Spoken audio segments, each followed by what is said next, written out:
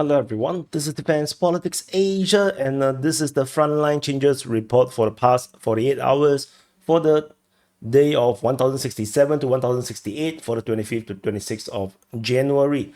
The 26th is pretty quiet by all measures. But anyway, you're probably going to see quite a number of repeating information that is maybe from the sit rep. And anyway, we're going to start off from Voschans. So over in the Kharkiv front at the Battle of Voschans, Battle of Voschans basically is no longer a battle because it basically is stalemate right now. There is a TOS strike over on Ukrainian positions just off the industrial building in the center. I think this is called the aggregate plant. So there is a strike there, and this confirms Ukrainian presence in this sector, which also means that the Russian claim that they have control all the way to the plant is now invalidated. The Russians are no longer there, and the Ukrainians have established control around this area. The fact that they use TOS means that this entire area is a kill zone, which means that the Russians are unlikely to be at this industrial building to be so close. I don't think they're going to use TOS against a position that's so close to their place. So this is why I invalidate the whole place. So this is a positive news, but negative news for the Ukrainians. Like it's positive that they taken some ground. Negative because the soldiers are all dead right now. So we're going to jump to the next front line is over at Borova front at Sverdokhlibove. Based on the Ryba, the pro-Russian source, they claim that the Russian forces have captured this area. But they base it based on this geolocation, and this actually leads to this frontline change. Tentatively, I map it in this way, in the north of Novosilka. But there's a good chance that the frontline change actually looks like this, where the Russian forces actually captured both Novosilka and Sverdokhlibove at the same time because the Russian Defense Ministry has previously announced the capture of Novosilka. So we just need to wait for a bit more, maybe some more corroborations, especially concession from the Ukrainian mapping, and then we can make this confirm. So this distance traveled from the previous front line is more than 2 kilometers, so around 2.2 kilometers. So it's a pretty significant advance. And this potentially could corroborate the capture of Novosilka, but I just don't want to commit it right now. So that's all for this frontline change at Borova front. The next frontline change is over at Torex. So at Torex, over the Zabalka region, Ukrainian mapping have mapped that the Russians have advanced in the south of the Zabalka region. This is the Zabalka, which is actually a district or neighborhood of the Torex city. So that's all. Small change. As usual, as I mentioned before, Deep State UA has been mapping frontline changes within Torex, but based on geolocations, we have already mapped it as all captured by the Russian forces. So the Ukrainians put a lot of lines, a lot of tentacles all over the place, and everything else is like gray zone all over the place. Which, just to highlight that on the Ukrainian mapping, they do put frontline changes, but on our mapping, it's like already all confirmed. So we move on to the next frontline change, which is over at Kotline. So over this region here, these geolocations is on the 25th. This confirmed Russians' advancement to the north of Kotline. I reported this twice already in a quick update and then also in the situation report. So and then the Ukrainian mapping also mapped further with the capture of east and west of the region of Kotline.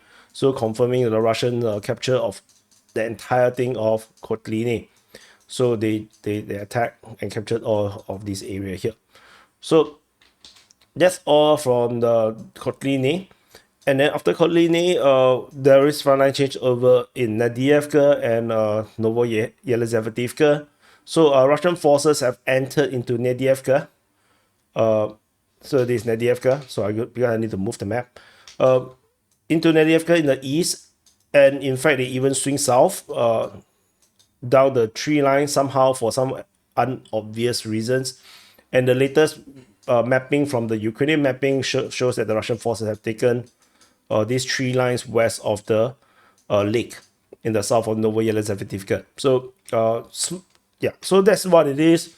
Clearly, this is a bit weird. I feel like the mapping should be something like this, or maybe something like this. Yeah, it would make a bit more sense. But yeah, it is what it is, Ukrainian mappings, Yeah. So that's all from that region. Over at Andriivka, very confusing situation happening right now. So we previously have this geolocation, and then we kind of estimated that it could be coming from Petropavlivka. Russian mapping map that they are coming from the east, from Shevchenko, and they have mapped it something like this. So they say that the Russian forces advanced in all of this area here. Ukrainian mapping made it really weird. They draw a dig here, right? Reverse dig, right? Yeah, but and then they claim that there is an enclave that is captured by the Russian forces. Of course, they actually didn't draw it like this. No, I'm just being exaggerating. They draw it like this, like, and it's kind of weird. Like, in the middle of nowhere, Russian control, and everything else here, they draw it as gray zone. So yeah, the Russians must have a direct controls from somewhere. Oops. So yeah, so on DPS mapping, it's going to look like this. This is going to be the firm control. Yeah, and then this area here is going to be gray zone. So just to note. But regardless what it is, confirmation of Russian permanent confirmed presence in these regions, in this area here, is a very, very significant update.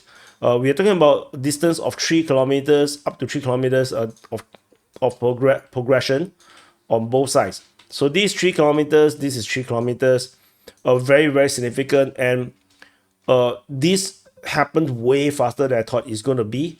Because Andriivka is so important, that I did not imagine that Andriivka is going to be under the serious fire earlier than Constantinople. Like, I thought the Russians were going to go for this first, but somehow the Russians reached Andriivka first. So it's like, everything is all over the place, it's all upside down. Yeah, so which means we're going to see very complicated tactical and tactical situation for the Ukrainians. Why things is always so complicated for the Ukrainians. I don't really understand. Like, how are they fighting the war? They're not like shaping the battlefield. They're not shaping the battlefield to their advantage. They're getting shaped, into a dick shape. So anyway, we go after the Andriivka region. The next frontline change is Kurakove. Just too small. I almost forgotten about this. Geolocation of Russian forces over here. So showing that there's a small capture moving in the direction of Dachny. Very, very tiny change. So I just want to show you. I might as well, Yeah, this is like the shape of the. Yeah, it looks. I know you want to say this looks nothing like a dig. But I tell you, this is actually 2 digs. It's one here, and there's another one here. Very long one. So very, very rude. Very, very rude. Like, we have to condemn this kind of behavior. Like, how can they keep drawing digs on the map? So immature, so childish. Grow up. Come on, grow up. So over at the V.Novosilka, this is as well, you can see, basically near full capture. The Russian side, pro-Russian sources is just claiming that it's fully captured. A lot of people are claiming V.Novosilka is fully captured, and logically speaking, I think it's fully captured as well. But it's not yet. Ukrainian mapping have not really acknowledged this yet. If you look at the mapping, you can see the Kope neighborhood. So we have the Kope neighborhood here as well.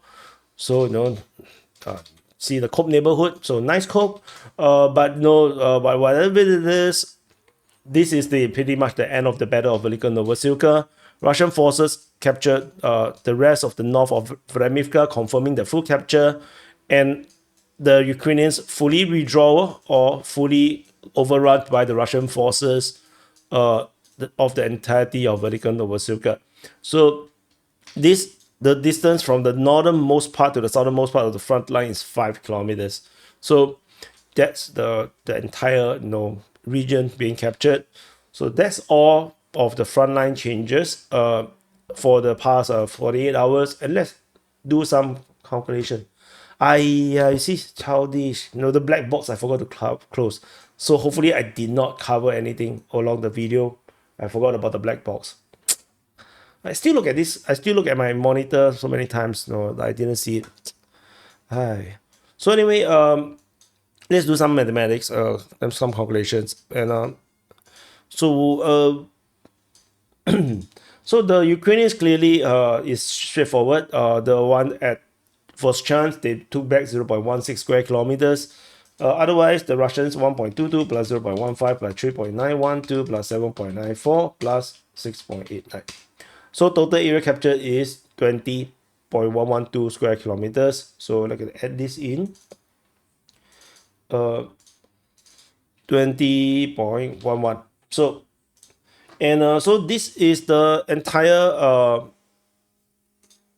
frontline changes report, with the Russian forces capturing the most ground over in Andriivka, which was a shock capture, shock advance in this area here.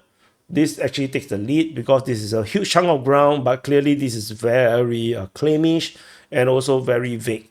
What is more confirmed is the second largest frontline change is over V.Novosilka, where the entire of the city is taken. So otherwise, yep. And tomorrow is Chinese New Year Eve for all the Chinese people around the world. So reports will be a bit difficult. Like, today is a bit busy for me as well to prepare. To understand what the Chinese do, it's like the Western world preparing for Christmas. It's the same thing. So on Christmas Eve, you have family gathering and have a family dinner. Similarly, Chinese New Year Eve, we have a reunion dinner.